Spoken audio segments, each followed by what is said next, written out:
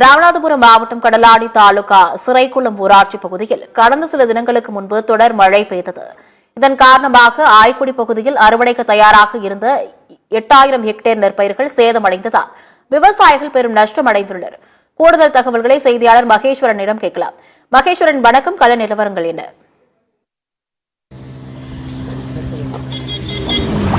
வணக்கம். ராமநாதபுரம் மாவட்டம் கடலாடி தாலுகா சிறைக்குளம் ஊராட்சிக்கு உட்பட்ட ஆய்குடி பகுதியில் கடந்த சில வாரங்களாக பெய்த கனமழையின் காரணமாக விவசாயம் செய்யப்பட்ட சம்பா பயிரானது தற்போது நீரில் மூழ்கியுள்ளது. ஒரு சில இடங்களில் கடுமையான பாதிப்புகள் இருந்தாலும் விளைந்த நெல்லில் தற்போது மீண்டும் பயிர் முளைக்க தொடங்கியுள்ளது. இந்த பாதிப்புகள் குறித்து ஆய்குடி கிராம மக்கள் தற்போது அந்த பாதிக்கப்பட்ட வயல்களில் நிற்கிறார்கள். அங்கு அவர்களுடைய குறைகள் என்ன, அரசு என்ன செய்ய வேண்டும் என்பது குறித்து கேட்கலாம். இப்போ நீங்கள் எப்போ இந்த விவசாயம் பண்ணீங்க, என்ன பாதிப்புகள் இருக்குது? நாங்கள் விவசாயம் பண்ணி 3 மாதம் ஆச்சு. 3 மாதமாக எங்களுக்கு பயிர் முளைச்சி நல்லா வளர்ந்தோம், எல்லாமே போட்டோம், எல்லாமே சரியாச்சு. இந்த அறுவடை செய்ய போயில எங்களுக்கு அப்படியே தண்ணி மூழ்கி கருது அப்படியே அழுகி பயிராகி போய் கிடக்கு. இதுக்கு எங்களுக்கு ஒரு நிவாரண தொகை கொடுங்க, நாங்கள் தாழ்மையோடு கேட்டுக்கொள்கிறோம். இப்போ நீங்கள் விவசாயம் பாதிச்சிருக்கு, அதிகாரிகள்ட்ட எது முறையிட்டு அதிகாரிகள் நேரில் பார்வையிட்டிருக்காங்களா? அதிகாரி இது வரைக்கும் பார்வையிடவே இல்லை. இங்கே ஆய்க்குடி ஈசிஆர் ரோட்டில் தான் இருக்குது. எல்லா அதிகாரிகளும் போகிறாங்க. கடலாடி தான் எங்களுக்கு வட்டம். எல்லாம் இங்கே தான் போகிறாங்க வராங்க. எந்த அதிகாரியும் எந்த ஒரு நடவடிக்கை எடுக்கலை.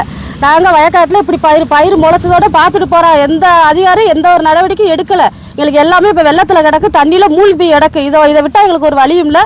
கவர்மெண்ட்டும் ஒரு நல்ல ஒரு தீர்மானம் கொடுத்து எங்களுக்கு விவசாய கடனை தள்ளுபடி பண்ணி எங்களுக்கு விவசாய நஷ்டத்துக்கு எங்களுக்கு நஷ்டஈடு கொடுக்கணும் கவர்மெண்ட் அரசு.